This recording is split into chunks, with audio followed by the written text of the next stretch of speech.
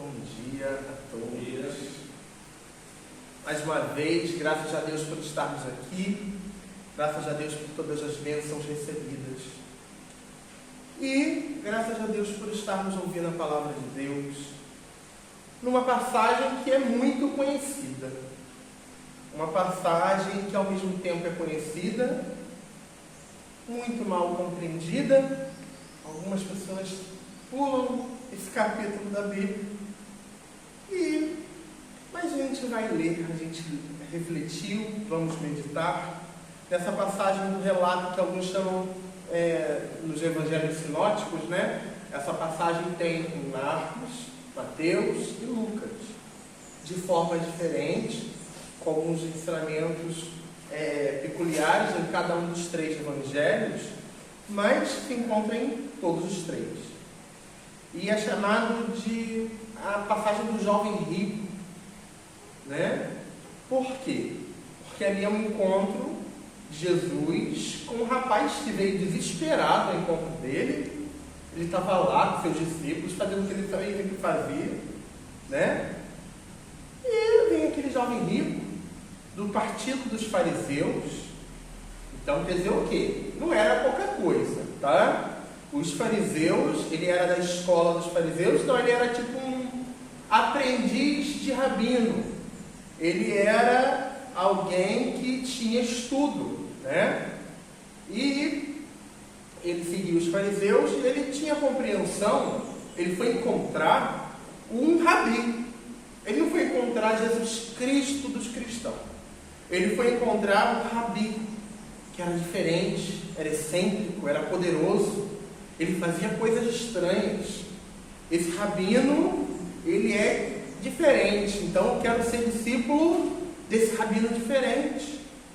E ele chega lá e fala: Senhor, o que eu faço para herdar a vida eterna? Então, já começou errado com a pergunta. Para Jesus. Para um judeu, era simples essa pergunta. Um judeu comum. Lembrando que o judaísmo é uma religião de herança, é uma religião étnica, é uma religião que quase ninguém se converte ao judaísmo. É uma religião que vem de pai para filho, mãe para filho. Então você nasce judeu, você não se converte judeu. Ao contrário, quem quer se converter em judeu, eles fazem de tudo para você não se converter. Então eles vão vendo, por que você quer isso? É tão difícil a vida de um judeu, tantas leis, para que você quer seguir tanta lei? Né? Ao contrário do judeu que já nasceu judeu, então assim, nem precisa seguir tanta lei porque ele já é judeu, né? E o que eu herdo com isso? Como eu herdo? Para Jesus, a graça não é herdada. A graça, ela não é comprada. A graça não é vendida.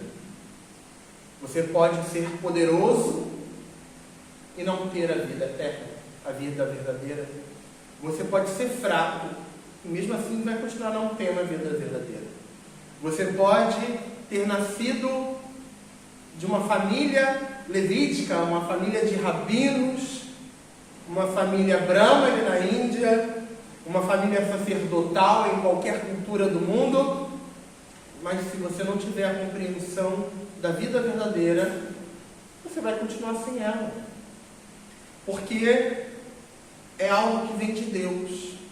Quando a gente fala, é uma coisa muito estranha na nossa fé, infelizmente, pela má compreensão da nossa fé, num sentido colonialista, que a fé ela foi imposta à força.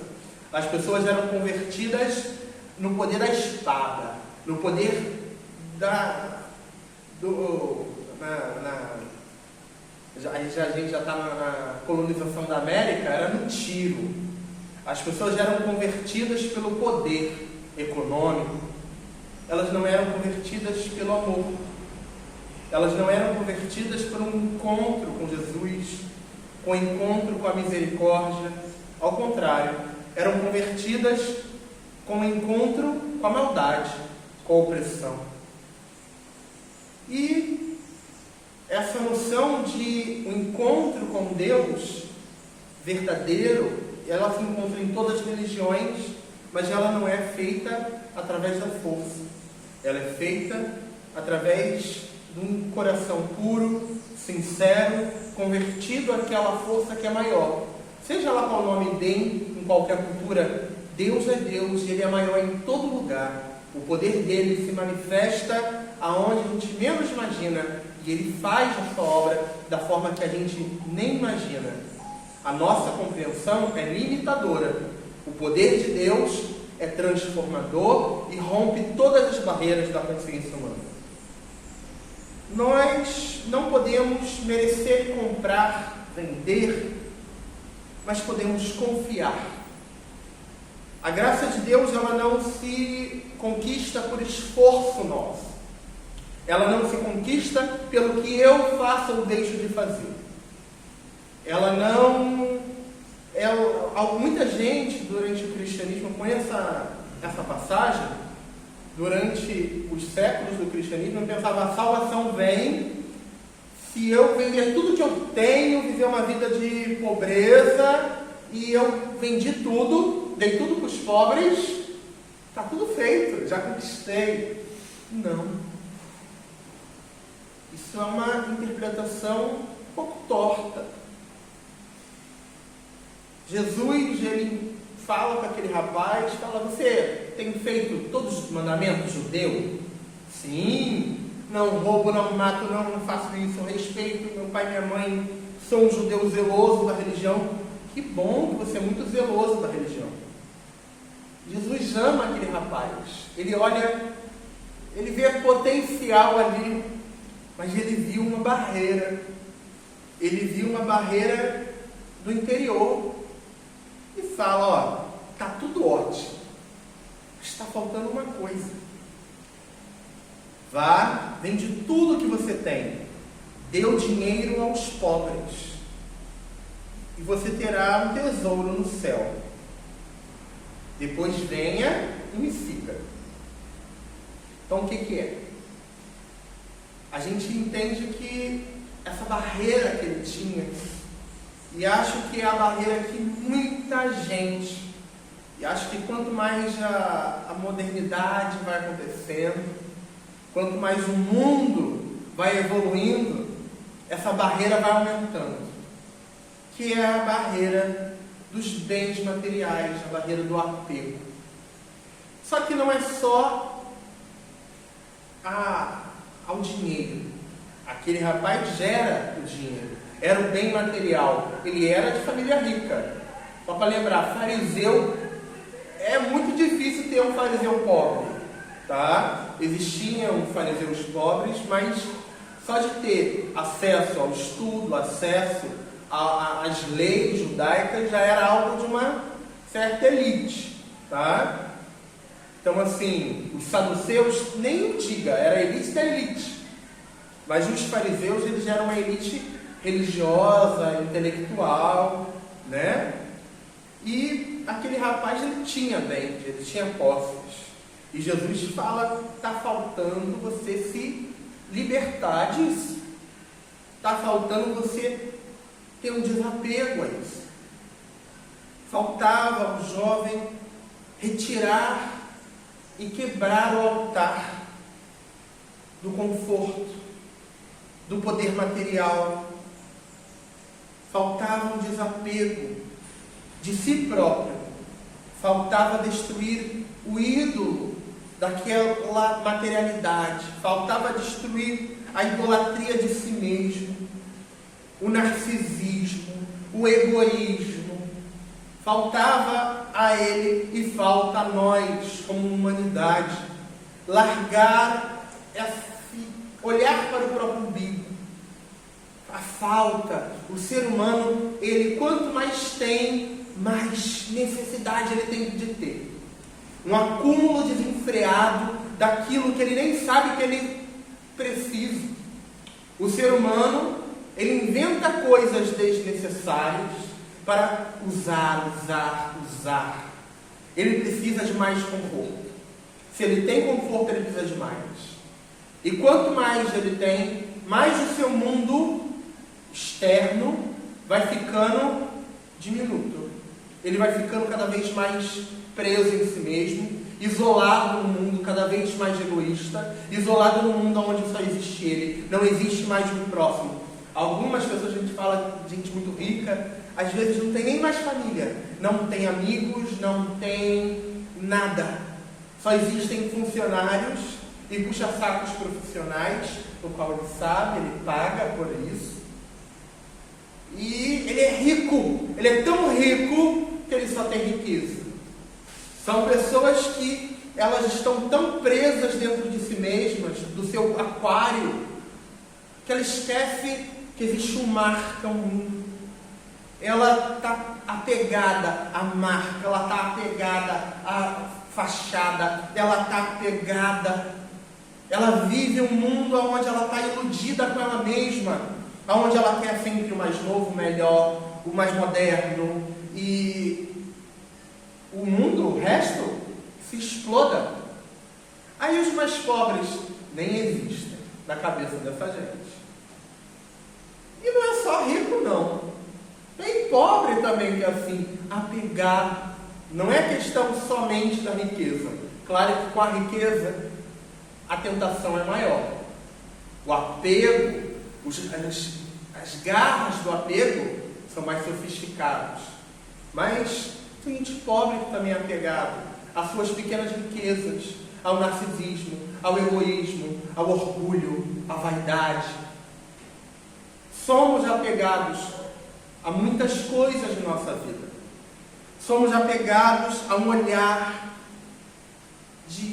às vezes, de inveja ao que o outro tem.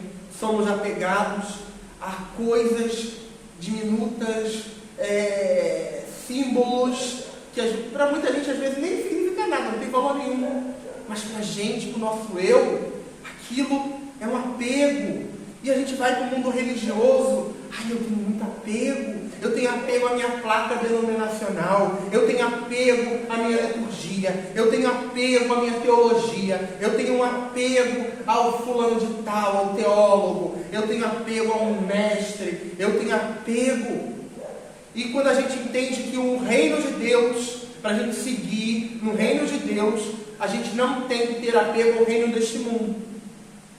A gente vive em outra dimensão, vivendo nesse mundo, mas a dimensão espiritual, ela é aquilo que transcende. Mas se eu quero viver aquilo que transcende, mas eu estou apegado a uma sandália velha, eu estou apegado a um conceito velho, eu estou apegado a um comportamento velho, eu estou apegado a ideias do passado, tem gente que é apegada a dores, tem gente que é apegada a sofrimento, tem gente que é apegada à alegria. Tem tempo que é apegada à alegria, porque alegria é alegria. Mas tem gente que é apegada a dor e sofrimento. Tem gente que é apegada àquele que lhe fez mal. Tem gente que é apegado. Tem gente que é apegado a um passado que já passou, a um futuro que ainda não chegou. Tem gente que é apegado a uma terra que você vai morrer e vai ficar. Tem gente que é apegada à roupa. Tem gente... E o ser humano é assim. O ser humano, quando ele não está liberto, ele está apegado. O que é ser escravo? O escravo é aquele que está preso. E se minha alma está presa a alguma coisa, eu sou escravo.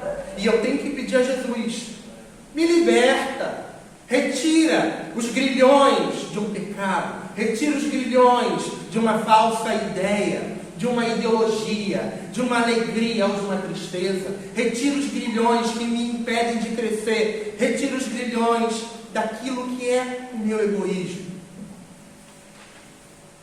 O olhar de superioridade que nós temos contra o outro, que nos afasta da irmandade com o outro, da compreensão, da empatia do sofrimento do outro. Quando a gente está apegado, a gente não consegue ver o próximo, a gente não consegue sentir a dor do próximo, a gente não consegue sentir a dor do mundo. O ser humano, ele está tão apegado ao desenvolvimento, ao crescimento, ele não consegue sentir a dor da terra. Ele não consegue sentir a dor dos animais. Ele não está conseguindo sentir a dor do irmão. Ele não está conseguindo. A gente já chegou a um nível que a gente não está conseguindo sentir nem a nossa própria dor. A gente vive doente, a gente vive com má respiração, a gente vive com problema disso, problema daquilo. Porque o mundo está se destruindo. Nós estamos consumindo veneno, nós estamos respirando veneno, nós estamos vivendo doentes e a gente não tem consciência disso. Porque a gente está tão isolado do mundo que a gente está ficando isolado da gente. A gente está ficando isolado da nossa própria realidade, do nosso corpo. Alguma coisa está muito errada. Alguma coisa está enferma na humanidade. E a gente fala, aquele jovem rico de 2000 anos atrás, aquele jovem rico de 2000 anos atrás é a gente. Aquele jovem rico de 2000 anos atrás, que ouviu as palavras de Jesus, tem que ser a gente, ouvindo as palavras de Jesus. Retira, vende tudo aquilo, se quem tem riqueza, dá tudo que tem aos pobres. Quem é pobre, ajude, compreenda.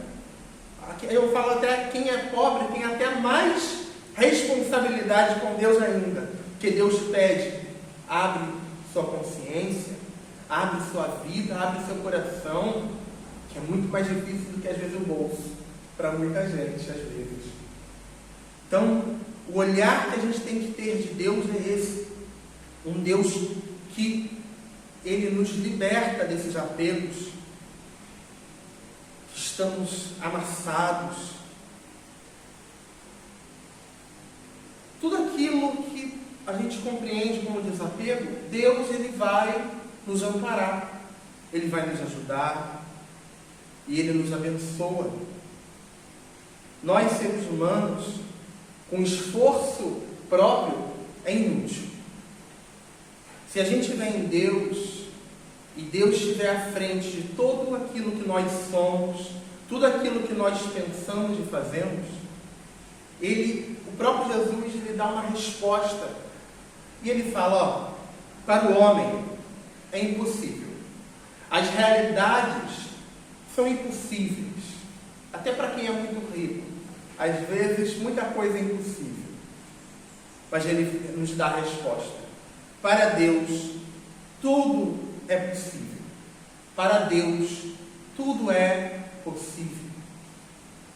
Se a gente confiar o nosso coração, deixar a nossa fé agir, deixar o poder de Deus agir em nós, retirando aquilo que nos trava, retirando o nosso egoísmo, retirando a nossa ilusão, retirando a nossa ignorância, retirando o apego a pessoas, coisas, seja lá o que for, destruindo os ídolos que existem em nós. Confia em Deus, tudo aquilo vai ser realizado. Confia em Deus a sua existência. Tudo posso naquele que me fortalece, tudo posso. E Ele fará. Ele nos ajudará a vencer os obstáculos que existem em mim. Ele nos ajudará a vencer os obstáculos que existem no nosso mundo, quebrando todos os sistemas, tanto internos quanto externos, religiosos, sociais, econômicos. A gente entende que o mundo ideal do reino de Deus é um mundo que ainda não veio. Mas o arcebispo Desmond Tutu, ele fala assim, quando lá na África do Sul, estava no auge do apartheid, uma pessoa perguntou para ele, bispo, como assim o senhor ainda luta, essa luta, né, contra o apartheid, o racismo que existe? O senhor não fica triste não, porque as coisas têm piorado, não está melhorado, não tem melhorado não. E ele responde, olha, a luta eu não sei, mas em Cristo eu sou obrigado a ter esperança. E a gente tem que ter esperança de que o reino de Deus se faz presente em mim, se faz presente toda vez que eu abro a minha boca, oro a Deus, o reino de Deus se faz presente. E faz presente no mundo onde nós vivemos, mesmo que a gente não consiga ver. Mas a gente tem que experimentar. Que nossas mãos sejam abençoadas para a gente levar o reino de Deus ao mundo. Em tudo aquilo que nós fizermos, temos que colocar Deus à frente de tudo. Tudo aquilo que eu faço é Deus na frente. Quando a gente fala o dízimo, não é só o 10% que a gente dá a Deus, mas o 100%, né? É o dízimo, é o 100% de nós, é o 100% das nossas atitudes, o 100% das nossas obras.